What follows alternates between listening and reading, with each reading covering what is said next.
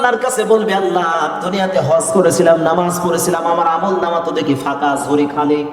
আল্লাহ বললো, কি আমল করেছিলে? বান্দা বলবে, আল্লাহ দুনিয়াতে আমি হজ করেছিলাম, 5 লক্ষ টাকা খরচ করে হজ করেছিলাম।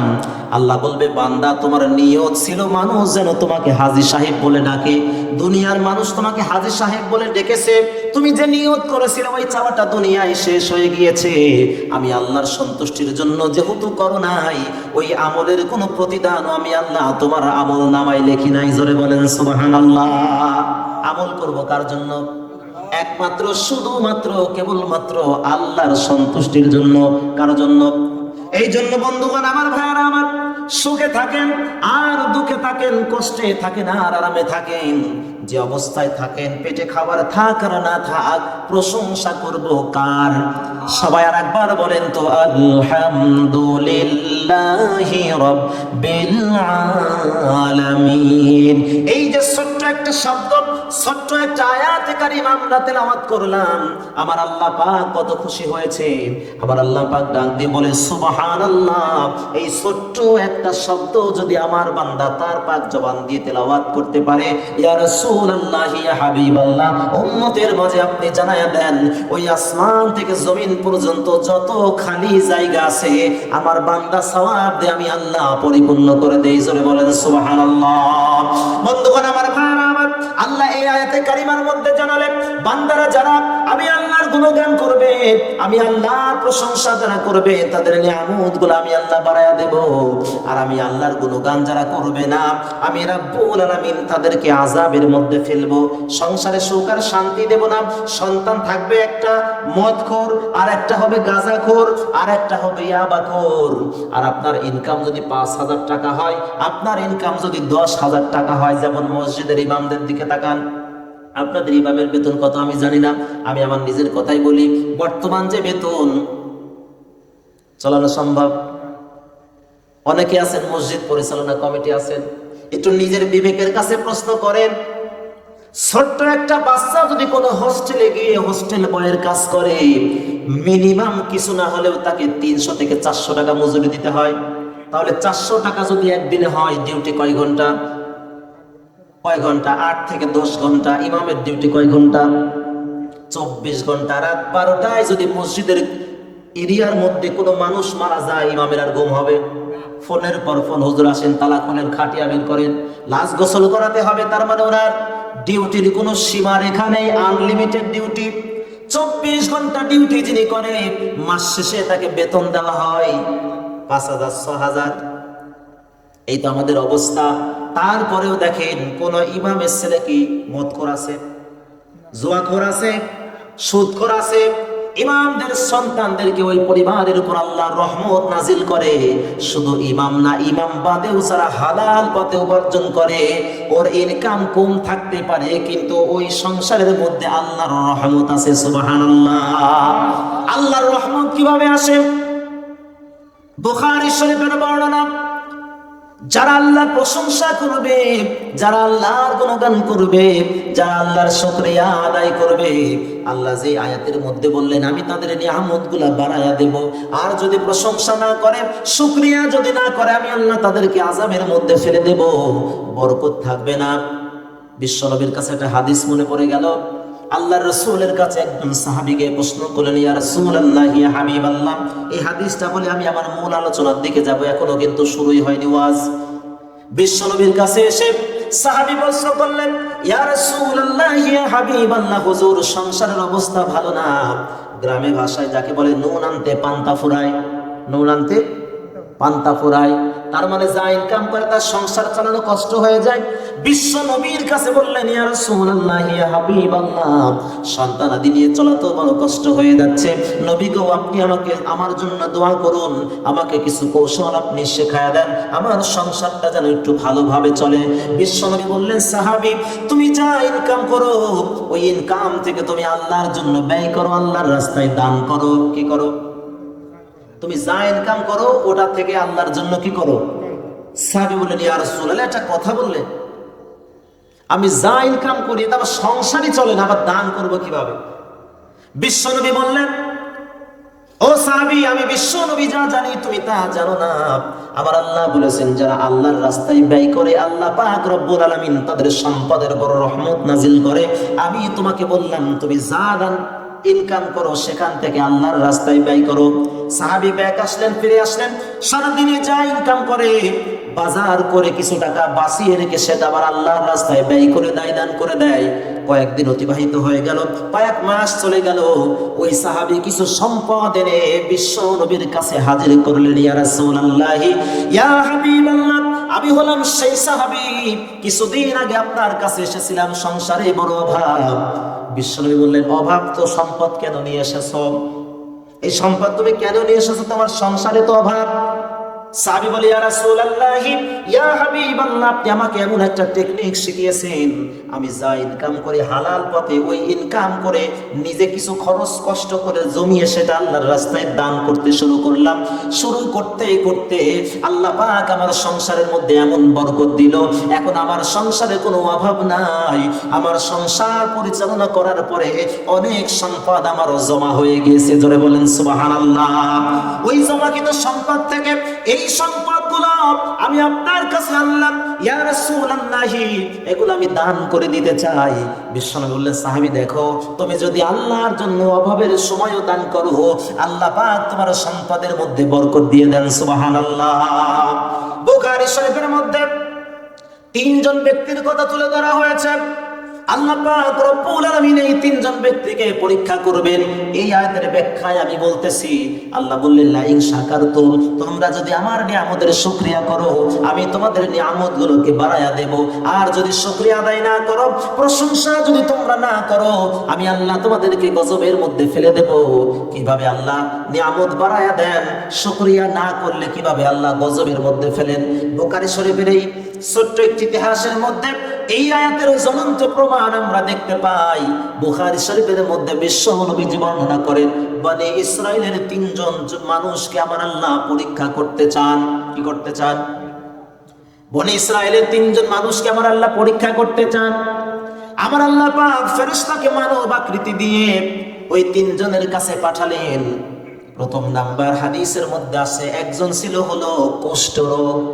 কি রোগ? এতে সাদা, শরীর সাদা হয়ে যায়, অনেকে ধবল রোগ বলে। শরীরের চামড়াগুলো অটোমেটিকলি সাদা হয়ে যায়। এই রোগের কিন্তু এখনো কোনো ওষুধ নাই। আছে? এই রোগের এখনো কিন্তু কোনো ওষুধ নাই। একজন হলো কুষ্ঠরোগ। দুই নাম্বার, যার মাথায় কোনো চুল নাই, টাকওয়ালা মানুষ, টেকো মানুষ। তিন নাম্বার হলো অন্ধ। এই তিনজন রোগীর কাছে আল্লাহ ফেরেশতাকে মানুষের আকৃতি দিয়ে পাঠালেন পরীক্ষা করার জন্য। আল্লাহর পক্ষ থেকে ফেরেশতা আসলেন।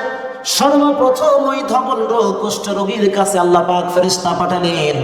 ফেরেশতা মানুষের আকৃতি নিয়ে ওই প্রথম ব্যক্তির কাছে গিয়ে তার পাশে বসলেন।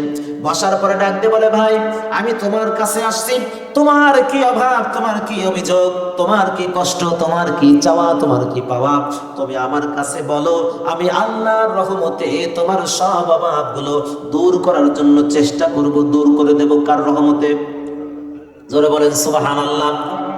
আমরা যা কিছু করতেছি এই সব কিছু কার রহমতে, কার দয়ায়? এই পৃথিবীতে কিছু মানুষ ছিল যারা বলে আমরা ঘূর্ণিঝড় ঠেকাতে সক্ষম হয়েছি, আল্লাহর প্রশংসা করে না। আমরা অনেক কিছু বলে আমরা অমোঘ ঘূর্ণিঝড় মোকাবেলা করতে সক্ষম হয়েছি। জোরে বলেন নাউজুবিল্লাহ। এরকম কথার লোক ছিল, এখন আর নাই। ভাইরা আমার, আল্লাহর ক্ষমতা ছাড়া এগুলো করা কিন্তু সম্ভব না। আল্লাহ যদি আমাদের উপর দয়া না করে আমাদের পক্ষে কোনো কিছু করা সম্ভব হবে না। বন্ধুগণ আমার, ভাইরা আমার, প্রথম নাম্বার, ওই কুষ্ঠ রোগীর কাছে আল্লাহ পাক ফেরেশতা পাঠালেন। ফেরেশতা মানব আকৃতি নিয়ে ওই রোগীর কাছে গিয়ে হাজির হলো আর বলল, ও আল্লাহর বান্দা, ও প্রিয় ভাই, আমি তোমার কাছে এসেছি, তোমার কি চাওয়া, তোমার কি পাওয়া, তোমার কি অভিযোগ, তুমি আমার কাছে বলো।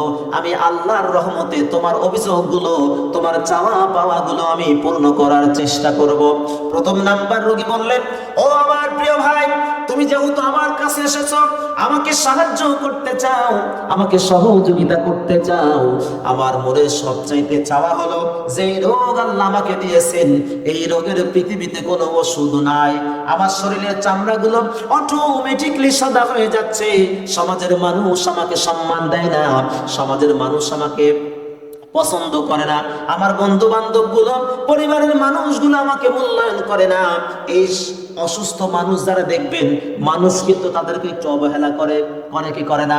এই যাদের শরীর সাদা হয়ে যায়, মানুষ দেখবেন পরিবারের মানুষও অনেক সময় স্ত্রী তাকে তালাক দিয়ে চলে যায়, এমন লোক এই পৃথিবীতে আছে।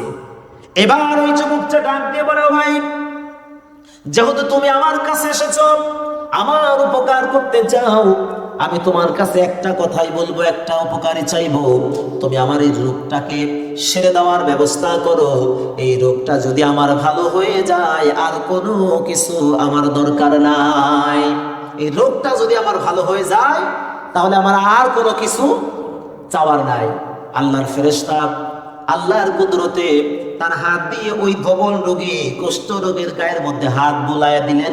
আল্লাহর রহমতে সঙ্গে সঙ্গে তার শরীরের সব রোগগুলো ভালো হয়ে গেল। সুবহানাল্লাহ। আচ্ছা, ভালো কি ওই ফেরেশতা করেছেন? আল্লাহ করেছেন। বিশ্বাস রাখতে হবে। আমাদের এই দেশে কিছু নামধারী ইমানদার মানুষ আছে, নিজেকে ইমানদার দাবি করে, অথচ মাজারে গিয়ে সেজদা দেয়। আপনাদের এলাকায় আছে কিনা আমার জানা নাই। আছে। মাজারে গিয়ে হলুদ রঙের সুতা বেঁধে আসে, এরপরে মাজারে গিয়ে মানত করে আসে, আর বলে আসে এই মানতের উসিলায় আল্লাহ আমাকে একটা সন্তান দেবে, এই বাবার উসিলায় আল্লাহ আমাকে একটা সন্তান দিবে। এই কথা যদি কেউ বলে, আল্লাহর কসম ইমানদার হতে পারবে না, কখনো ইমানদার হতে পারবে না। এটা সরাসরি আল্লাহর সঙ্গে শিরক হবে। বাচ্চা দেওয়ার মালিককে, ব্যবসা উন্নতি দেওয়ার মালিককে, তাহলে আপনি আল্লাহর কাছে না চেয়ে মাজারে কেন যাচ্ছেন? বুঝতে হবে আপনার ইমানের মধ্যে দুর্বল আছে। আল্লাহর কাছে যদি চাইতে হয়, মসজিদে যান, সেজদায় গিয়ে আল্লাহর কাছে দোয়া করেন। বিশ্ব নবী বললেন, বান্দার সব চাইতে যে আমলটা আল্লাহ বেশি পছন্দ করেন, ওই আমলটার নাম হলো নামাজ। সুবহানাল্লাহ। আর ওই নামাজের মধ্যে যে আমলগুলো আমরা, এই ইসলামী জলসার সুযোগ্য সম্মানিত সভাপতি আলহাজ মোহাম্মদ মকবুল শেখ, বিশিষ্ট সমাজসেবক, অতিথিবৃন্দ, সামনে উপবিষ্ট দিনদার পরহেজগার মুত্তাকি আল্লাহওয়ালা ভাইয়েরা, পদ্মার অন্তরালের সম্মানিতা মা এবং বোনেরা, দোয়ার উদ্দেশ্যে আরো একটিবার সালাম নিবেদন করছি। আসসালামু আলাইকুম ওয়া রাহমাতুল্লাহ। সর্বকালের, সর্বযুগের সর্বশ্রেষ্ঠ নবীর উম্মত আমরা। সর্বকালের, সর্বযুগের সর্বশ্রেষ্ঠ নবীর উম্মত আমরা। এটা আমাদের জন্য সবচাইতে বড় সৌভাগ্যের একটা ব্যাপার।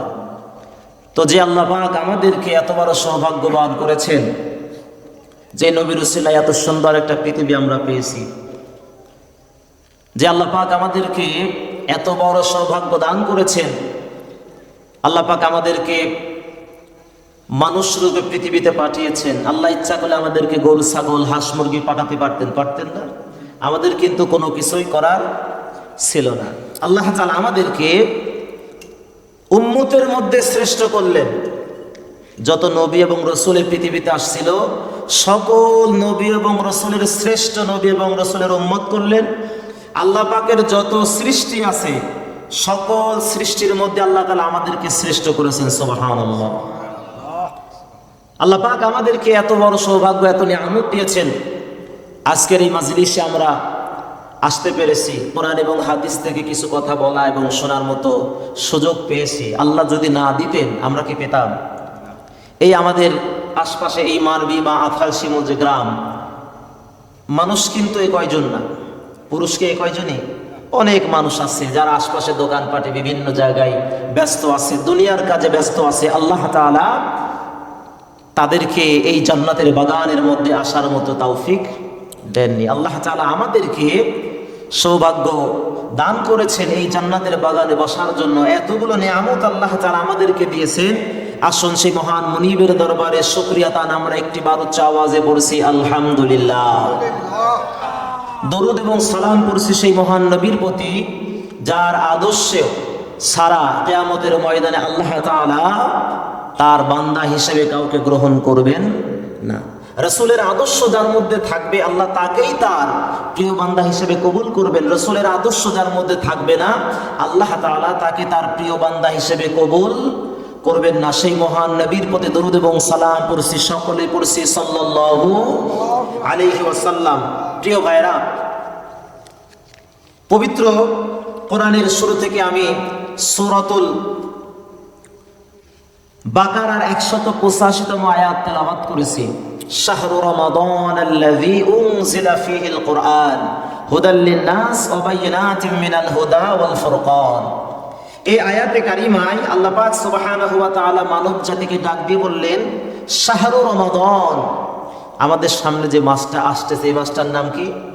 রমজান। কোরআনের ভাষায় যেটাকে বলা হয়েছে রমাদান, আমরা আমাদের ভাষায় বলি রমজান, রোজার মাস। কোরআনের ভাষায় যেটাকে বলা হয়েছে রমাদান, আল্লাহ তাআলা বললেন শাহরু রমাদান আল্লাযী উনজিলা ফীহিল কুরআন, বলি সুবহানাল্লাহ। আল্লাহ তাআলা জানালেন রমজান হলো সেই মাস যেই মাসে উনজিলা, আমি অবতীর্ণ করেছি, নাজিল করেছি মহাগ্রন্থ আল কোরআন, বলেন সুবহানাল্লাহ। রমজান হলো সেই মাস যেই মাসে আমি পৃথিবীর সর্বশ্রেষ্ঠ সর্বোত্তম গ্রন্থ মহামূল্যবান কিতাব কোরআনে কারীম নাজিল করেছি, সুবহানাল্লাহ। এই কোরআন কত দামি! রাসূল সাল্লাল্লাহু আলাইহি ওয়াসাল্লাম বলেছেন কোরআনের এত সম্মান, কোরআনের এত মর্যাদা, আল্লাহর আকাশের নিচে জমিনের উপর দ্বিতীয় কোনো গ্রন্থকে আল্লাহ এত সম্মান দেয় নাই, যেটা আপনি পবিত্র অবস্থায় যদি সন স্পর্শ করে তাও আপনার আমলনামায় সওয়াব লেখা হয়, সুবহানাল্লাহ। দ্বিতীয় আর কোন গ্রন্থ পৃথিবীতে আর নাই যেটা স্পর্শ করলেও সওয়াব হয়। আপনি যদি ঈমানের সাথে পবিত্র অবস্থায় কোরআনকে স্পর্শ করেন, মহব্বত করেন, আপনার আমলনামায় সওয়াব লেখা হবে, সুবহানাল্লাহ। কোরআন এমন একটা গ্রন্থ যেটা ধরলে সওয়াব, যেটা পড়লে সওয়াব, যেটা শুনলেও সওয়াব, বলেন সুবহানাল্লাহ। এই মহাগ্রন্থ মহিমান্বিত কিতাব নাজিল হয়েছে কোন মাসে? রমজান মাস, যেটা আমাদের সামনে। আল্লাহ পাকের কাছে আমরা দোয়া করি, আল্লাহুম্মা বারিক লানা ফি রজাবা ওয়া শাবান ওয়া বাল্লিগনা রমাদান। আমরা সকলেই পড়ি আমিন। আল্লাহ পাক রাসূল সাল্লাল্লাহু আলাইহি ওয়াসাল্লাম আল্লাহর কাছে রজব মাসের চাঁদ উঠলেই এই দোয়াটা বেশি বেশি করতেন। রজব শাবানে আল্লাহ রাসূল বলতেন আল্লাহুম্মা বারিক লানা ফি রজাবা ওয়া শাবান, ওগো রব্বুল আলামিন এই রজব মাস এবং শাবান মাসের কল্যাণ বরকত আমাদেরকে দান করুন। ওয়াবাল্লিগনা রমাদান, রমাদানের শেষ পর্যন্ত আপনি আমাদেরকে হায়াত দান করুন। আমরা পড়ি আমিন। সাহাবীদেরকে শিখিয়েছেন রজব মাস থেকে তোমরা এই দোয়াটা বেশি বেশি করবে। আমরাও আজকে এই দোয়াটা মুখস্থ করে আজকের থেকে আল্লাহর কাছে বেশি বেশি করে দোয়া করব, আল্লাহ যেন আমাদেরকে রজব এবং শাবানের পরিপূর্ণ কল্যাণ বরকত দান করে। রমাদানের শেষ মুহূর্ত পর্যন্ত আল্লাহ তাআলা যেন আমাদেরকে হায়াত দান করেন। আমরা পড়ি আমিন। আমার আজকে আলোচ্য বিষয় আল্লাহ পাকের প্রশংসা, আল্লাহর শুকরিয়া। আল্লাহর নিয়ামত গ্রহণ করার পরে যদি আমরা আল্লাহর গুণগান করি, আল্লাহর প্রশংসা করি, তাহলে আমাদের লাভ কি হবে এ বিষয়ে নিয়ে আমি অল্প কিছু কথা বলবো ইনশাআল্লাহ। আমলের নিয়তে আল্লাহ আমাকে বলার, আপনাদেরকে শোনার, আমাদের সবাইকে মেনে আমল করার তৌফিক দান করুন। আমরা পড়ি আমিন। প্রিয় হাজিরিন, মাগরিব থেকে এশা অত্যন্ত দামি মূল্যবান একটা সময়। মাগরিব থেকে এশা আল্লাহর কাছে অত্যন্ত দামি এবং মূল্যবান একটি সময়। এই সময়ের মধ্যে একটা আমল আছে, সূরাতুল ওয়াকিয়া। সূরাতুল ওয়াকিয়া তেলাওয়াতের একটা আমল আছে, এটা আমরা অভ্যাস করব। কোরআন তেলাওয়াতের অভ্যাস করবেন। কোরআনের সাথে আপনার যত সম্পর্ক হবে আল্লাহ পাক সুবহানাহু ওয়া তাআলা আপনার সম্মান, আপনার মর্যাদা তত বাড়িয়ে দিবেন, সুবহানাল্লাহ। কোরআনের সাথে যার সম্পর্ক হবে, কোরআনের সাথে যার সম্পর্ক হবে আল্লাহ তার মর্যাদায় বাড়িয়ে দেবে, সুবহানাল্লাহ। আমি ছোট্ট একটা উদাহরণ দিলেই বুঝতে পারবেন যে কোরআনের সাথে যার সম্পর্ক তার দাম আল্লাহ কিভাবে বাড়িয়ে দেন। আমাদের বাড়িতে কোরআন আছে না নাই? এই কোরআনটাকে আমরা একটা কাপড় দিয়ে ঢেকে রাখি, যেটা আমাদের ভাষায় জুজদান বলা হয়। আচ্ছা বলেন তো, এই জুজদান যে কাপড় দিয়ে বানানো হয়, এই কাপড়টার দাম কত হবে? ৫,০০০, ২,০০০, সর্বোচ্চ গেলে ৫০ থেকে ১০০ টাকা। একেবারে বাজারের বাজারের সবচাইতে কম দামি যে কাপড়, এটা দিয়ে কিন্তু কোরআনের কাভার বানানো হয়, জুজদান যেটাকে বলা হয়। এই কোরআনের কাভারটাকে যখন আমাদের এলাকার মা বোনরা কোরআনটাকে পেঁচিয়ে রাখে, কিছুদিন পর ধুলো ময়লা হওয়ার পরে ওটাকে খুলে যখন ধুয়ে দেয়, কোনো সময় যদি হাত থেকে পুড়ে যায়, সাথে সাথে কি করে, উঠায় চুমা দেয়। উঠায় কি করে, চুমা দেয়, চোখে লাগায়, মুখে লাগায়, মোহাব্বত করে, সম্মান দেয়। অথচ আপনার গায়ে যে জামাটা আছে এটার দাম মিনিমাম 500 টাকা, 1000 টাকা, প্যান্টের দাম 1000-1200 টাকা, কোটের দাম 1500-2000 টাকা। কতবার এটা পায়ে লেগেছে, মাটিতে পড়ে গিয়েছে, তুলে পরিষ্কার করেছে, কিন্তু কখনো কিন্তু চুমা দিয়েছেন? প্যান্ট লুঙ্গিকে চুমা দিয়েছেন? জামা কাপড়ে চুমা দিয়েছেন? তার মানে বোঝা গেল, বিশ্ব নবীজির হাদিস অনুযায়ী বুঝলাম, কোরআনের সাথে যার সম্পর্ক হবে, কোরআনের সাথে যার স্পর্শ হবে, কোরআনের সাথে যার সম্পর্ক থাকবে, বাজার মূল্য যত কম হোক আর বেশি হোক, 50 টাকা হোক আর 100 টাকা হোক, সেটা বিষয় নয়। আপনার গায়ের জামাটার দাম যদি 1500 টাকা, 2000 টাকা পর্যন্ত হয়, ওই জামাটাকে আপনি পরে গেলে কখনো চুমা দেন না, বুকে লাগান না, সম্মান করেন না, শ্রদ্ধা করেন না। কিন্তু বাজার থেকে সবচাইতে কম দামে কেনা 50 থেকে 100 টাকার একটা কাপড়, এই কাপড়টাকে তুলে আপনি চুমা দিলেন, বুকে লাগালেন, মুখে লাগালেন, কারণটা কি? কারণ বিশ্ব নবী বললেন ওটার বাজার মূল্য 2000 হতে পারে, কিন্তু ওর সম্পর্ক আপনার পায়ের সঙ্গে, বুকের সঙ্গে, আপনার শরীরের সাথে ওর সম্পর্ক। আর বাজার থেকে সবচাইতে কম দামে 50 থেকে 100 টাকার যে কাপড়টা কিনেছেন, ওটার বাজার মূল্য 50 হতে পারে, কিন্তু ওর সম্পর্ক হলো কোরআনের সাথে। সুবহানাল্লাহ। কোরআনের সাথে সম্পর্ক হওয়ার কারণে বাজার মূল্য 50 থেকে 100 টাকা হোক, সেটা বিষয় নয়, ওর সম্পর্ক যেহেতু আছে কোরআনের সাথে, এই জন্য ওই 50 টাকার কাপড়ের প্রতি আল্লাহ পাক আপনার সম্মান, শ্রদ্ধা বাড়িয়ে দিয়েছেন। সুবহানাল্লাহ। এই জন্য আমি বলি, আপনার সম্পর্ক যদি কোরআনের সাথে আপনার হয়, আপনার চলাফেরা যদি কোরআন অনুযায়ী হয়, আপনার সম্পর্ক যদি কোরআনের সাথে হয়, এই দুনিয়ার মধ্যে আপনার দাম আল্লাহ সবচাইতে বাড়িয়ে দেবেন। সুবহানাল্লাহ। এই যে শাহরুর রমাদান আল্লাযী উনজিলা ফীহিল কোরআন, আল্লাহ পাক এই মাসটাতে কোরআন নাজিল করেছেন। 12টা মাসের মধ্যে সবচাইতে আল্লাহর কাছে সম্মানের মাস হলো রমজান মাস। সুবহানাল্লাহ। আল্লাহর কাছে সবচাইতে দামি মাস কোন মাস? সবচাইতে দামি মাস হলো রমজান মাস। এই মাস এত দামি হওয়ার কারণ হলো উনজিলা ফীহিল কোরআন, এই মাসে আল্লাহ কোরআন নাজিল করেছেন। সুবহানাল্লাহ। এই মাসে আল্লাহ কোরআন নাজিল করেছেন, যার কারণে এই মাসের দাম আর বাকি 11 মাসের চাইতে আল্লাহর কাছে প্রিয়। সুবহানাল্লাহ। এই জন্য এই কোরআন আল্লাহ আমাদেরকে দিয়েছেন, এই কোরআন আমাদেরকে মানতে হবে, কোরআন পড়তে হবে। কিন্তু দুঃখের বিষয় হলো আজকে আছে কিন্তু কোরআন পড়া শিখি নাই। সব শিখেছি, জমির আবাদ কিভাবে করতে হয়, এই যে সিম আবাদ করতে হয় কিভাবে, আরো অনেক যত আবাদ আছে, এগুলো কি মায়ের পেট থেকে শিখে আসছিলেন? লেখাপড়া, বাংলা, ইংরেজি সব কোনো কিছুই কিন্তু আমরা মায়ের পেট থেকে শিখে আসি নাই, কিন্তু দুনিয়ায় এসে সব শিখেছি, কিন্তু আল্লাহর কোরআন আজ পর্যন্ত আমরা শিখতে পারি নাই। আল্লাহর কোরআন যদি আমরা শিখতাম, আল্লাহ পাক সুবহানাহু ওয়া তাআলা এই জমিনের মধ্যে আমার সম্মান আল্লাহ বাড়িয়ে দিতে। সুবহানাল্লাহ। এজন্য সবাইকে বিনয়ের সাথে আহ্বান করব, এখনো যারা কোরআন পড়তে পারি না, আল্লাহ পাক আমাদেরকে সামনে এই রমাদান মাসে যেন পবিত্র কোরআন শিখে কোরআন অনুযায়ী আমল করার তৌফিক দান করুন। আমরা পড়ি আমিন। বন্ধুগণ আমার, ভাইরা আমার, আল্লাহ পাক আমাদেরকে এত বড় নিয়ামত দিলেন, পৃথিবীর সর্বশ্রেষ্ঠ নবীর উম্মত আল্লাহ আমাদেরকে বানালেন, সর্বশ্রেষ্ঠ গ্রন্থ আল্লাহ আমাদেরকে দিলেন, এত নিয়ামতগুলো আল্লাহ আমাদেরকে দিলেন। আমরা আল্লাহর কাছে আমরা প্রশ্ন করলাম, রব্বুল আলামিন, এই যে নিয়ামতগুলো আপনি আমাদেরকে দিলেন, আল্লাহর যত সৃষ্টি আছে সব সৃষ্টির মধ্যে আল্লাহ পাক আমাদেরকে সবচাইতে শ্রেষ্ঠ করে বানালেন। পবিত্র কোরআনের মধ্যে আল্লাহ ঘোষণা করেছেন, লাকাদ খালাকনাল ইনসানা ফি আহসানি তাকওয়িম। আল্লাহ পাক বলেন, এই পৃথিবীতে সবচাইতে শ্রেষ্ঠ করে, সবচাইতে উত্তম করে আমি আল্লাহ মানব জাতিকে সৃষ্টি করেছি। সুবহানাল্লাহ। ইনসানা ফি আহসানি তাকওয়িম, সবচাইতে সুন্দর আকৃতি দিয়ে, সবচাইতে শ্রেষ্ঠতম চেহারা দিয়ে, সবচাইতে শ্রেষ্ঠতম আকৃতি দিয়ে আমি আল্লাহ মানুষকে সৃষ্টি করেছি। আল্লাহ আমাদেরকে সৃষ্টির মধ্যে শ্রেষ্ঠ বানালেন, নবীর মধ্যে শ্রেষ্ঠ নবী দিলেন, কিতাবের মধ্যে শ্রেষ্ঠতম কিতাব আল্লাহ আমাদেরকে দিলেন। এই যে নিয়ামতগুলো আল্লাহ পাক আমাদেরকে দিলেন, এরপরে জমিনের মধ্যে একটু তাকান, এই জমিনের মধ্যে আল্লাহ আমাদেরকে পাঠালেন, গাছের মধ্যে হাজার রঙের ফল দিলেন, ফুল দিলেন, পশু পাখি দিলেন আমাদের আহারের জন্য, গাছপালা বৃক্ষ তরুলতা, এই সব নিয়ামত রাজিগুলা আল্লাহ তাআলা আমাদেরকে দিলেন।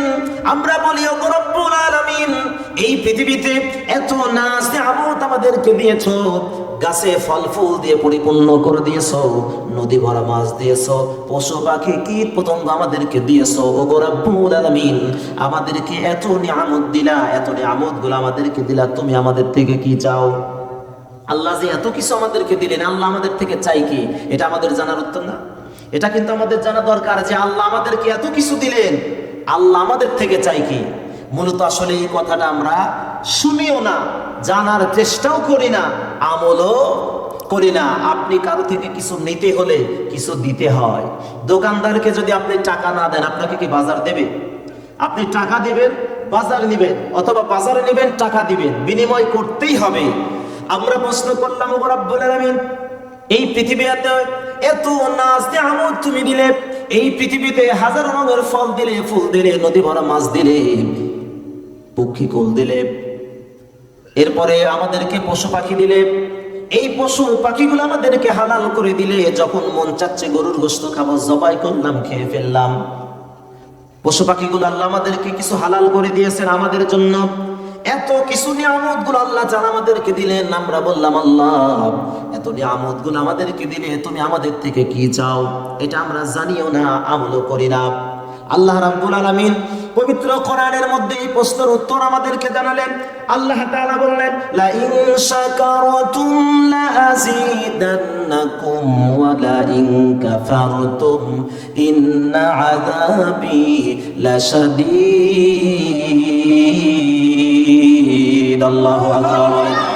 আল্লাহ তাআলা বললেন, ওগো দুনিয়ার মানুষ, তোমরা শুনে রাখো, ইয়া রাসূলুল্লাহি, ইয়া হাবিবাল্লাহ, হুজুর, উম্মতের মাঝে আপনি প্রচার করে দেন, এই পৃথিবীতে এত নাজ নিয়ামত আমি দিয়েছি, নদী ভরা মাছ দিয়েছি, গাছে হাজার রঙের ফল ফুল দিয়েছি, আমার বান্দাদেরকে আমি এত নিয়ামত রাজি দিয়েছি। আমারও তো একটা লক্ষ্য বা উদ্দেশ্য আছে, আমারও তো একটা উদ্দেশ্য আছে। বিনা উদ্দেশ্যে আমি আল্লাহ এত নিয়ামত দুনিয়াতে দেই নাই। বিনা উদ্দেশ্যে আমি কিছুই করি নাই। একটা গাছের পাতা সৃষ্টি করেছি, এই গাছের পাতা সৃষ্টির মধ্যে আমার একটা উদ্দেশ্য আছে। গাছে ফুল দিয়েছি, এই ফুল সৃষ্টির মধ্যে আমার একটা রহস্য আছে, একটা উদ্দেশ্য আছে। এই যে মশা মাছি সৃষ্টি করেছি, বিজ্ঞান গবেষণা করে প্রত্যেকটার পিছনে আল্লাহ যে কোন কারণে সৃষ্টি করেছেন, এর কারণ কিন্তু বিজ্ঞান আজকে কোরআন গবেষণা করে করে বের করতেছে। সুবহানাল্লাহ। আল্লাহ পাক রব্বুল আলামিন বিশ্ব নবীকে বললেন, ওগো নবী, উম্মতের মাঝে প্রচার করে দাও, আমি এই পৃথিবীতে এত নাজ নিয়ামত আমার বান্দাদেরকে কেন দিয়েছি? আমারও একটা লক্ষ্য বা উদ্দেশ্য আছে, আমারও একটা উদ্দেশ্য আছে। বিনা উদ্দেশ্যে আমি সৃষ্টি করি নাই। এই পৃথিবীতে আমি মানব জাতিকে প্রেরণ করেছি, আমার একটা উদ্দেশ্য আছে। মানব জাতিকে আমি পৃথিবীতে শ্রেষ্ঠত্ব দিয়েছি, আমার একটা উদ্দেশ্য আছে। পশু পাখি কীট পতঙ্গ যা কিছু আমি আল্লাহ সৃষ্টি করেছি, সব কিছু আমি আমার বান্দাদের জন্য ওয়াকফ করে দিয়েছি। এই পৃথিবীতে যা আছে সব হলো মানুষদের জন্য। কার জন্য? আপনি ব্যাখ্যা করে দেখেন, খেয়াল করে দেখেন, একটা হাতি আমাদের মতো 5-10 জন মানুষ, তার কাছে কোনো কিছু। হাতির যে শক্তি, আমাদের মতো 5-10 জন মানুষ কিন্তু তার কাছে কিছুই না। অথচ ছোট্ট একটা বাচ্চা কাঁধের উপর উঠে যা বলে হাতি তাই শোনে। তার মানে বোঝা যাচ্ছে কি, হাতিকে আল্লাহ মানুষের গোলাম করে দিয়েছেন। সুবহানাল্লাহ। আল্লাহ রাব্বুল আলামিন নদী ভরা মাছ দিয়েছেন, এই মাছগুলো যখন ইচ্ছা হচ্ছে তুলে আমি খাচ্ছি। পশু পাখি কীট পতঙ্গ দিয়েছেন, গাছের মধ্যে ফল দিয়েছেন, ইচ্ছা হচ্ছে পেরে খাচ্ছি। এই মাটিকে যখন যেভাবে ইচ্ছা হচ্ছে আমরা এটাকে ব্যবহার করতেছি। মাটিকে যদি আমাদের শক্তর প্রয়োজন আছে, বিল্ডিংটা তৈরি করেছেন, এই বিল্ডিংয়ের কিন্তু একটা ওজন আছে। এই মাটি কিন্তু এই ওজনটাকে বহন করে আছে। আবার হাত দিয়ে উঠা দেন, দেখবেন মাটি কিন্তু উঠে আসবে। হাত দিয়ে চিমটে দেন, দেখবেন মাটি উঠে আসবে। তার মানে মাটি নরম আবার শক্ত। বান্দার যেখানে যেভাবে প্রয়োজন আল্লাহ এই জমিনের প্রত্যেকটা সৃষ্টিকে বান্দার অনুকূল করে দিয়েছে। জোরে বলেন সুবহানাল্লাহ।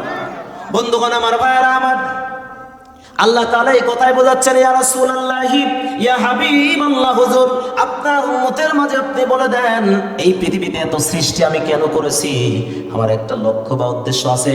আল্লাহ তাআলা এই জানাব এই আয়াতে কারিমার মধ্যে তার নিজের লক্ষ্য বা উদ্দেশ্যের কথা আল্লাহ জানালেন। আল্লাহ বললেন, লা ইন শাকারতুম লা আযীদান্নাকুম। ও দুনিয়ার মানুষ, তোমরা শুনে রাখো, তোমাদেরকে যে নিয়ামতগুলো আমি দিয়েছি, যে অনুগ্রহ তোমাদেরকে দিয়েছি, এই অনুগ্রহগুলো তোমরা গ্রহণ করো, তোমরা খাও। খাবার হিসেবে যেগুলো দিয়েছি এগুলো তোমরা খাও, ব্যবহার করার জন্য যেগুলো দিয়েছি এগুলো তোমরা ব্যবহার করো। আমি আল্লাহ তোমাদের কাছে কি চাই শোনো, আমি চাই তোমরা যখন মাছ থেকে, গাছ থেকে ফল পেড়ে খাবা, ওই গাছের ফলের যে সুস্বাদ এটা গ্রহণ করবা।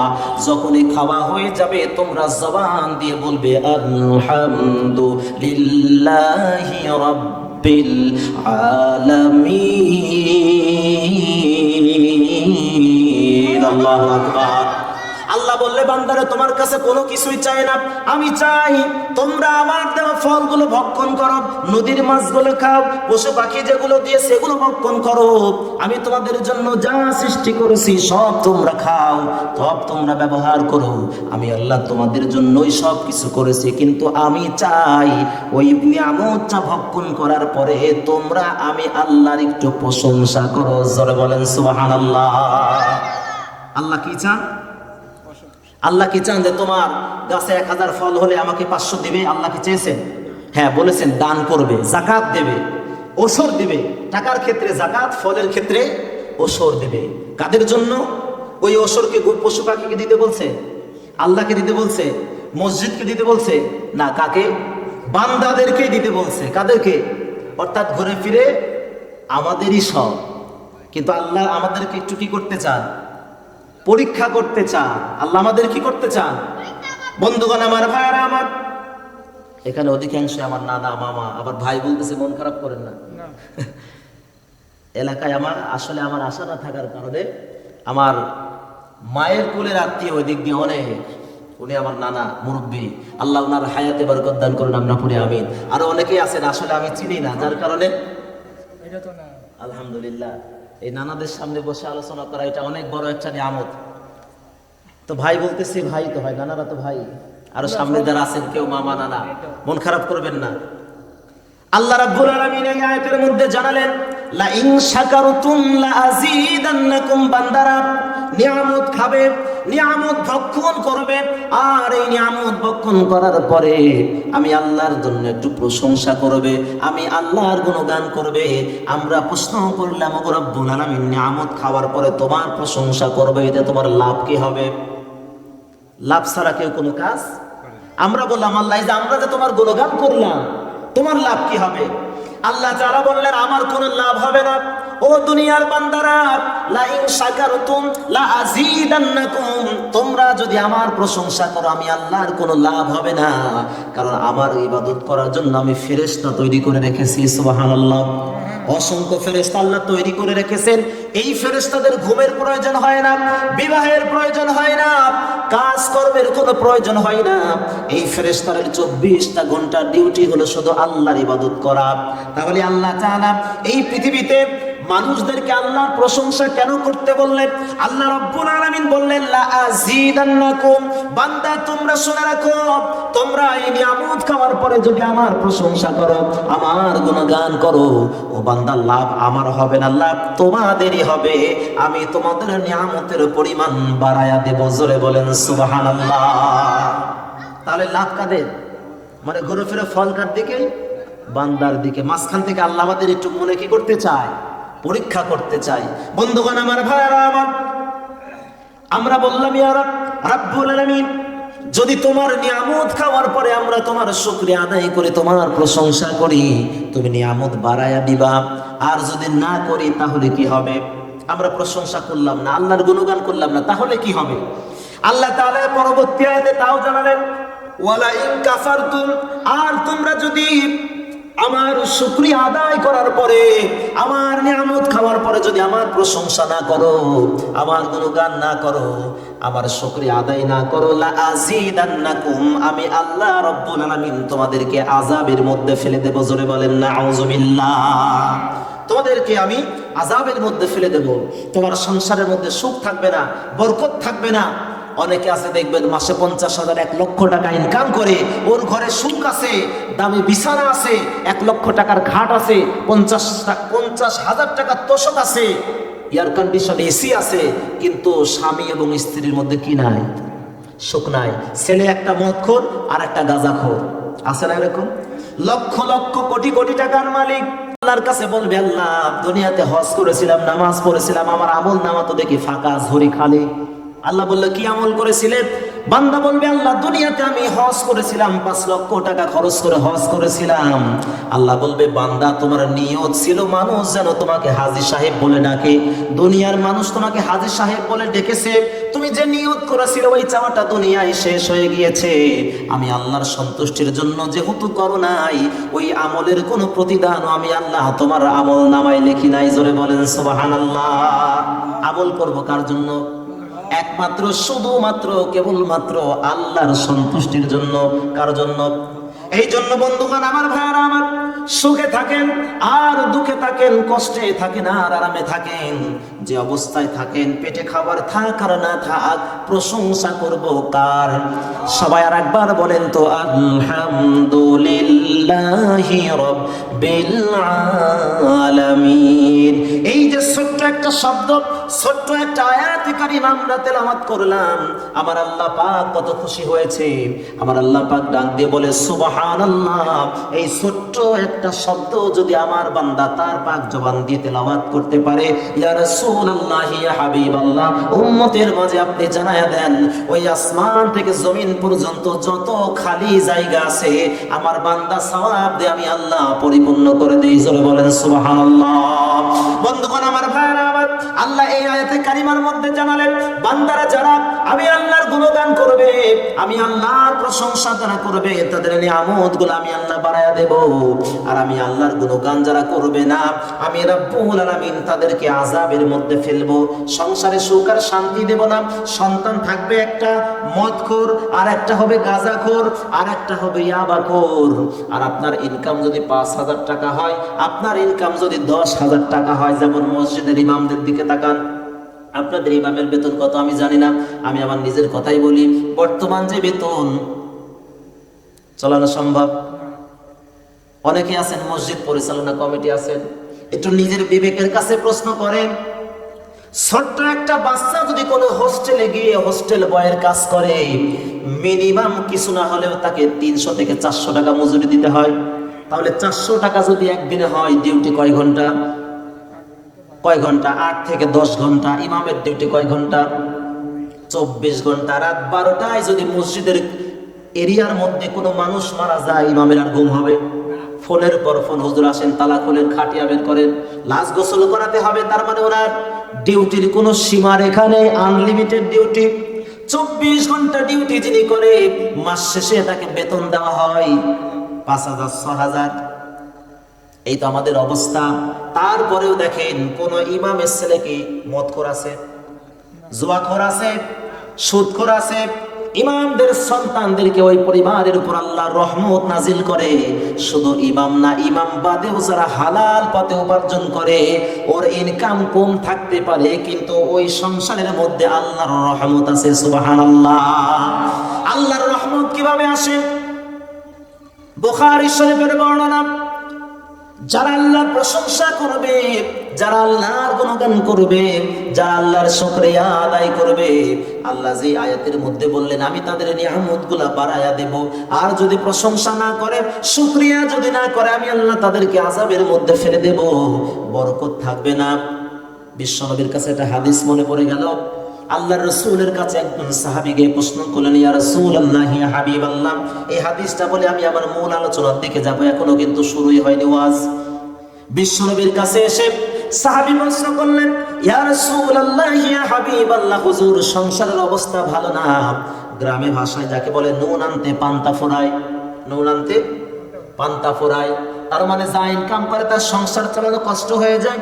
বিশ্ব নবীর কাছে বললেন, ইয়া রাসূলুল্লাহ, ইয়া হাবিবাল্লাহ, সন্তানাদি নিয়ে চলা তো বড় কষ্ট হয়ে যাচ্ছে।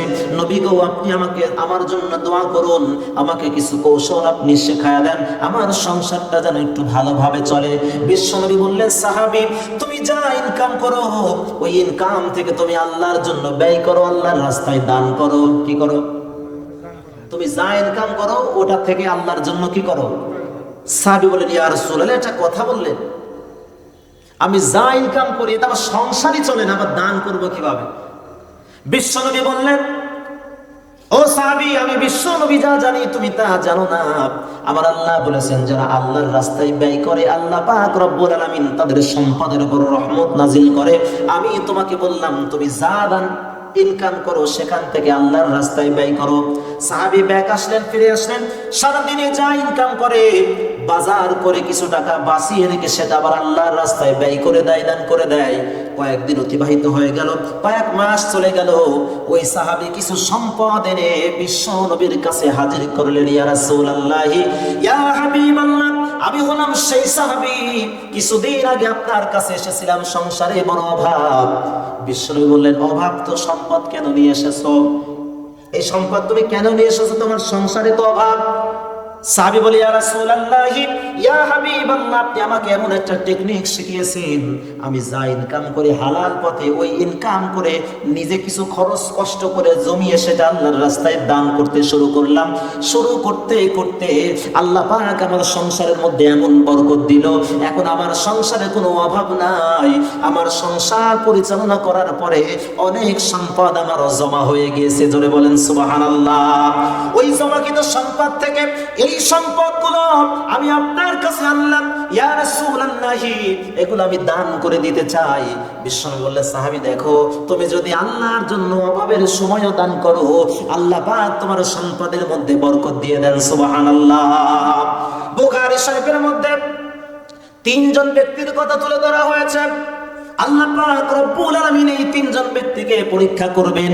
এই আয়াতের ব্যাখ্যায় আমি বলতেছি, আল্লাহ বললেন, লা ইন শাকারতুম, তোমরা যদি আমার নিয়ামতের শুকরিয়া করো আমি তোমাদের নিয়ামতগুলোকে বাড়ায়া দেব, আর যদি শুকরিয়া আদায় না করো, প্রশংসা যদি তোমরা না করো, আমি আল্লাহ তোমাদেরকে গজবের মধ্যে ফেলে দেব। কিভাবে আল্লাহ নিয়ামত বাড়ায়া দেন, শুকরিয়া না করলে কিভাবে আল্লাহ গজবের মধ্যে ফেলেন? বুখারী শরীফের এই ছোট্ট একটি ইতিহাসের মধ্যে এই আয়াতের জ্বলন্ত প্রমাণ আমরা দেখতে পাই। বুখারী শরীফের মধ্যে বিশ্ব নবীজি বর্ণনা করেন, বনি ইসরাইলের তিনজন মানুষকে আমার আল্লাহ পরীক্ষা করতে চান। কি করতে চান? বনি ইসরাইলের তিনজন মানুষকে আমার আল্লাহ পরীক্ষা করতে চান। আমার আল্লাহ পাক ফেরেশতাকে মানব আকৃতি দিয়ে ওই তিনজনের কাছে পাঠালেন। প্রথম নাম্বার হাদিসের মধ্যে আছে, একজন ছিল হলো কুষ্ঠ রোগ। কি রোগ? এই যে সাদা, শরীর সাদা হয়ে যায়, অনেকে ধবল রোগ বলে। শরীরের চামড়াগুলো অটোমেটিকলি সাদা হয়ে যায়। এই রোগের কিন্তু এখনো কোনো ওষুধ নাই। আছে? এই রোগের এখনো কিন্তু কোনো ওষুধ নাই। একজন হলো এই কুষ্ঠরোগ। দুই নাম্বার, যার মাথায় কোনো চুল নাই, টাকওয়ালা মানুষ, টেকো মানুষ। তিন নাম্বার হলো অন্ধ। এই তিনজন রোগীর কাছে আল্লাহ ফেরেশতাকে মানুষের আকৃতি দিয়ে পাঠালেন পরীক্ষা করার জন্য। আল্লাহর পক্ষ থেকে ফেরেশতা আসলেন। সর্বপ্রথম ওই ধবল রোগ কুষ্ঠ রোগীর কাছে আল্লাহ পাক ফেরেশতা পাঠালেন। ফেরেশতা মানুষের আকৃতি নিয়ে ওই প্রথম ব্যক্তির কাছে গিয়ে তার পাশে বসলেন। বসার পরে ডাক দিয়ে বলে, ভাই, আমি তোমার কাছে আসছি, তোমার কি অভাব, তোমার কি অভিযোগ, তোমার কি কষ্ট, তোমার কি চাওয়া, তোমার কি পাওয়া, তুমি আমার কাছে বলো, আমি আল্লাহর রহমতে তোমার সব অভাবগুলো দূর করার জন্য চেষ্টা করব, দূর করে দেব। কার রহমতে? জোরে বলেন সুবহানাল্লাহ। আমরা যা কিছু করতেছি এই সব কিছু কার রহমতে, কার দয়ায়? এই পৃথিবীতে কিছু মানুষ ছিল যারা বলে আমরা ঘূর্ণিঝড় ঠেকাতে সক্ষম হয়েছি, আল্লাহর প্রশংসা করে না। আমরা অনেক কিছু বলে আমরা অমোঘ ঘূর্ণিঝড় মোকাবেলা করতে সক্ষম হয়েছি। জোরে বলেন নাউজুবিল্লাহ। এরকম কথার লোক ছিল, এখন আর নাই। ভাইরা আমার, আল্লাহর ক্ষমতা ছাড়া এগুলো করা কিন্তু সম্ভব না। আল্লাহ যদি আমাদের উপর দয়া না করে আমাদের পক্ষে কোনো কিছু করা সম্ভব হবে না। বন্ধুগণ আমার, ভাইরা আমার, প্রথম নাম্বার, ওই কুষ্ঠ রোগীর কাছে আল্লাহ পাক ফেরেশতা পাঠালেন। ফেরেশতা মানব আকৃতি নিয়ে ওই রোগীর কাছে গিয়ে হাজির হলো আর বলল, ও আল্লাহর বান্দা, ও প্রিয় ভাই, আমি তোমার কাছে এসেছি। তোমার কি চাওয়া, তোমার কি পাওয়া, তোমার কি অভিযোগ, তুমি আমার কাছে বলো। আমি আল্লাহর রহমতে তোমার অভিযোগগুলো, তোমার চাওয়া পাওয়াগুলো আমি পূর্ণ করার চেষ্টা করব। প্রথম নাম্বার রোগী বললেন, ও আমার প্রিয় ভাই, তুমি যেহেতু আমার কাছে এসেছো, আমাকে সাহায্য করতে চাও, আমাকে সহযোগিতা করতে চাও, আমার মনের সবচাইতে চাওয়া হলো যে রোগ আল্লাহ আমাকে দিয়েছেন, এই রোগের পৃথিবীতে কোনো ওষুধ নাই। আমার শরীরের চামড়াগুলো অটোমেটিকলি সাদা হয়ে যাচ্ছে। সমাজের মানুষ আমাকে সম্মান দেয় না, সমাজের মানুষ আমাকে পছন্দ করে না, আমার বন্ধু বান্ধব গুলো, পরিবারের মানুষগুলো আমাকে মূল্যায়ন করে না। এই অসুস্থ মানুষ যারা দেখবেন, মানুষ কিন্তু তাদেরকে একটু অবহেলা করে, করে কি করে না? এই যাদের শরীর সাদা হয়ে যায়, মানুষ দেখবেন পরিবারের মানুষও অনেক সময় স্ত্রী তাকে তালাক দিয়ে চলে যায়, এমন লোক এই পৃথিবীতে আছে। এবার ওই যুবকটা ডাক দিয়ে বলে, ভাই, যেহেতু তুমি আমার কাছে এসেছো, আমার উপকার করতে চাও, আমি তোমার কাছে একটা কথাই বলবো, একটা উপকারই চাইবো। তুমি আমার এই রোগটাকে সেরে দেওয়ার ব্যবস্থা করো। এই রোগটা যদি আমার ভালো হয়ে যায়, আর কোনো কিছু আমার দরকার নাই। এই রোগটা যদি আমার ভালো হয়ে যায়, তাহলে আমার আর কোনো কিছু চাওয়ার নাই। আল্লাহর ফেরেশতা আল্লাহর কুদরতে তার হাত দিয়ে ওই ধবল রোগী, কুষ্ঠ রোগীর গায়ের মধ্যে হাত বোলায় দিলেন। আল্লাহর রহমতে সঙ্গে সঙ্গে তার শরীরের সব রোগগুলো ভালো হয়ে গেল। সুবহানাল্লাহ। আচ্ছা, ভালো কি ওই ফেরেশতা করেছেন? আল্লাহ করেছেন। বিশ্বাস রাখতে হবে। আমাদের এই দেশে কিছু নামধারী ইমানদার মানুষ আছে, নিজেকে ইমানদার দাবি করে, অথচ মাজারে গিয়ে সেজদা দেয়। আপনাদের এলাকায় আছে কিনা আমার জানা নাই। আছে। মাজারে গিয়ে হলুদ রঙের সুতা বেঁধে আসে, এরপরে মাজারে গিয়ে মানত করে আসে, আর বলে আসে, এই মানতের উসিলায় আল্লাহ আমাকে একটা সন্তান দিবে, এই বাবার উসিলায় আল্লাহ আমাকে একটা সন্তান দিবে। এই কথা যদি কেউ বলে, আল্লাহর কসম, ও ইমানদার হতে পারবে না, কখনো ইমানদার হতে পারবে না। এটা সরাসরি আল্লাহর সঙ্গে শিরক হবে। বাচ্চা দেওয়ার মালিককে, ব্যবসা উন্নতি দেওয়ার মালিককে, তাহলে আপনি আল্লাহর কাছে না চেয়ে মাজারে কেন যাচ্ছেন? বুঝতে হবে আপনার ইমানের মধ্যে দুর্বল আছে। আল্লাহর কাছে যদি চাইতে হয়, মসজিদে যান, সেজদায় গিয়ে আল্লাহর কাছে দোয়া করেন। বিশ্ব নবী বললেন, বান্দার সব চাইতে যে আমলটা আল্লাহ বেশি পছন্দ করে, ওই আমলটার নাম হলো নামাজ। সুবহানাল্লাহ। আর ওই নামাজের মধ্যে যে আমলগুলো আমরা, তাদেরকে ডাক দেব না, ফেরেশতারা একটু জমিনের দিকে, এই যে মারমি দক্ষিণ পাড়া আকাল শিমুল কেন্দ্রীয় গোরস্থান, এই মসজিদের দিকে একটু তাকাও তো ফেরেশতারা, আমার বান্দারা করে এটা কি? ফেরেশতাদেরকে আল্লাহ বলে, বান্দারা করে কি একটু দেখো। ফেরেশতারা তাকায়, দেখে বান্দারা সেজদা দিচ্ছে। ফেরেশতারা ডাক দিয়ে বলে, রব্বুল আলামিন, তোমার বান্দারা তোমাকে সেজদা দিচ্ছে। আল্লাহ ডাক দিয়ে বলে, ও ফেরেশতারা, ওই বান্দাগুলোকে আমাকে দেখেছে না দেখে নাই? না দেখে আমার বান্দাগুলা আমার কথা শুনে আমার কুদরতি পায়ে সেজদা দিচ্ছে। ও ফেরেশতারা, আর অনেক কথা ছিল, তোমরা সাক্ষী থাকো, ওই বান্দাগুলোর উপর আমি আল্লাহ সন্তুষ্ট হয়ে গেলাম। সুবহানাল্লাহ। এই সেজদার এই কথার মধ্যে থেকে ছোট্ট একটা আমল আমরা শিখবো, যে আমলটা আমি নিজে করে প্রতিদান পেয়েছি, নগদ নগদ প্রমাণ পেয়েছি। আপনার জীবনের যে চাওয়া, এটা খুব মনোযোগ দিয়ে শুনেন, একটা আমল। আপনার জীবনের গুরুত্বপূর্ণ যে চাওয়া, এই চাওয়াটা যদি আপনি চাইতে চান, যেটা আপনার জীবনে দরকার, আল্লাহর কাছে কখন চাইবেন? নফল নামাজ পড়বেন। কোন নামাজ? ফরজ, ওয়াজিব, সুন্নাত না নফল নামাজ? নফল নামাজ যখন পড়বেন, ওই নামাজের মধ্যে যখন সেজদায় যাবেন, সেজদার তাসবিহ 7 বার পড়বেন। কয়বার?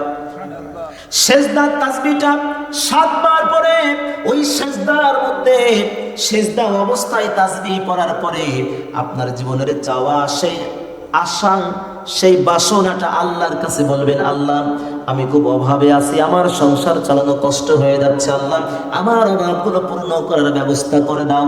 আপনার ভাষায় বলবেন, আপত্তি নাই। আপনার ভাষায় বলবেন। নফল নামাজে গিয়ে সেজদার তাসবিহ পড়ার পরে কয়বার পড়বেন? 7 বার পড়ার পরে আল্লাহর কাছে আপনি বলবেন আপনার জীবনের চাওয়া। আমি নিজে প্রমাণ করেছি আল্লাহ পাক আপনার ওই দোয়া ফিরায়ে দিবেন না। জোরে বলা যাবে না একবার সুবহানাল্লাহ। এই দোয়াটা আমি দীর্ঘদিন করেছি, এর ফল আমি নিজে পেয়েছি। এই জন্য যত জায়গায় আমি কথা বলি এই আমলটা আমি শেখানোর চেষ্টা করি। নামাজের নফল নামাজের সেজদায় গিয়ে আল্লাহর কাছে দোয়া করবেন, করতেই থাকবেন, অবশ্যই দেখবেন আল্লাহ আপনার দোয়া কবুল করবেন। সুবহানাল্লাহ। তাহলে প্রথম নাম্বার কথা হলো ওই ফেরেশতা ওই যে কুষ্ঠ রোগীর কাছে গেল, তার চাওয়া হলো আমার শরীরের রোগ যেন ভালো হয়ে যায়। ফেরেশতা হাত বুলালেন কার নাম দিয়ে? আল্লাহর নাম নিয়ে হাত বুলানোর সঙ্গে সঙ্গে ওই কুষ্ঠ রোগীর শরীরটা আমাদের মতো সাধারণ চামড়া হয়ে গেল। সুবহানাল্লাহ। সে তো মহা আনন্দিত, মহা খুশি।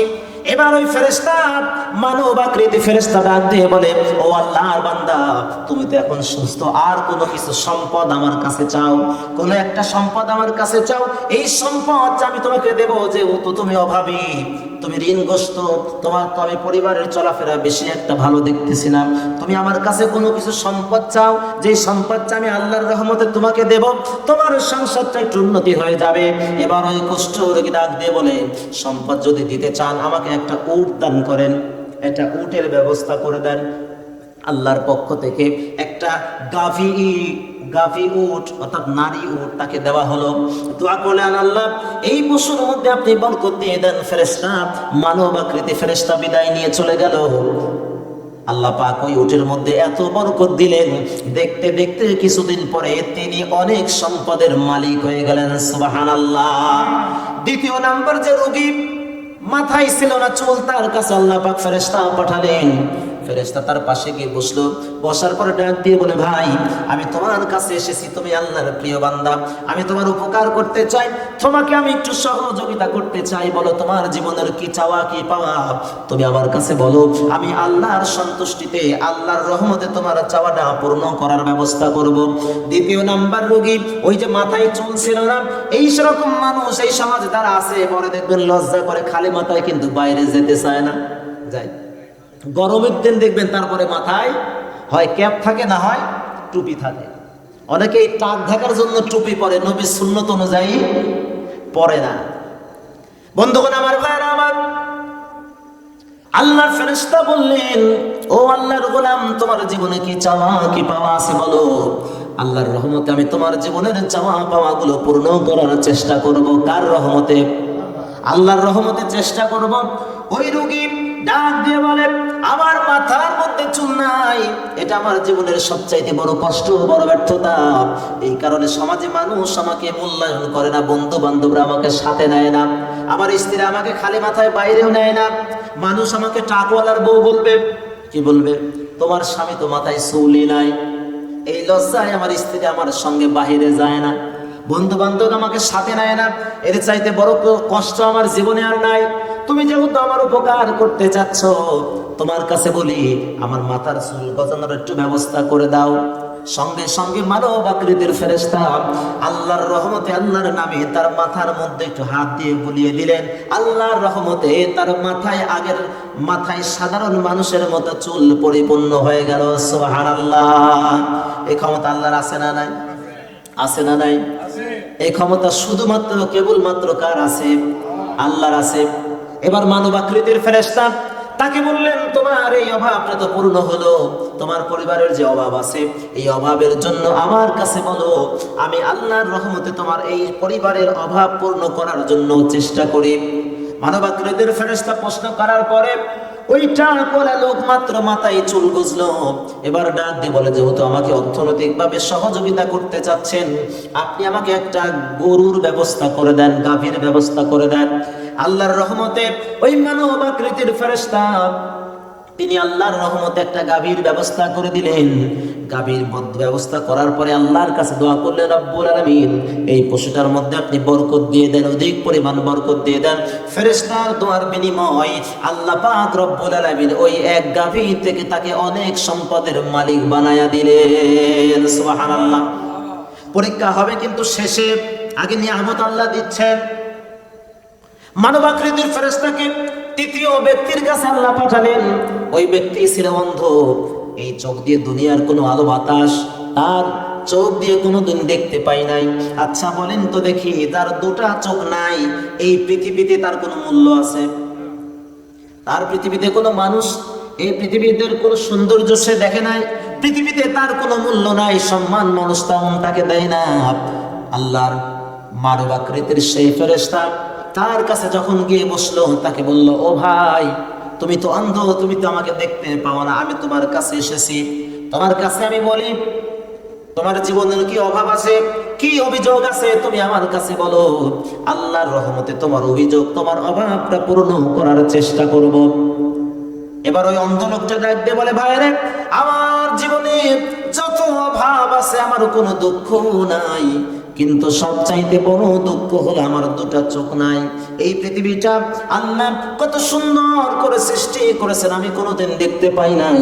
আমার স্ত্রীর চেহারাটা কেমন তাও দেখতে পাই নাই, সন্তানের চেহারাটা কেমন তাও দেখতে পাই নাই। এই পৃথিবীর নাজ নেয়ামত আলো বাতাস কোনো কিছুই আমি দেখতে পাই নাই।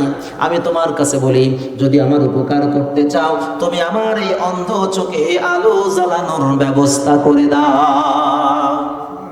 অন্ধ চোখে আলো জ্বালানোর ব্যবস্থা করে দাও, অর্থাৎ আমার চোখটাতে যেন আমি পৃথিবীর এই সৌন্দর্য, আল্লাহর এই নিপুণ সৃষ্টির সৌন্দর্য যেন আমি দেখতে পারি, আমার সন্তান কেমন, আমার স্ত্রী কেমন, এটা যেন আমি দেখতে পারি।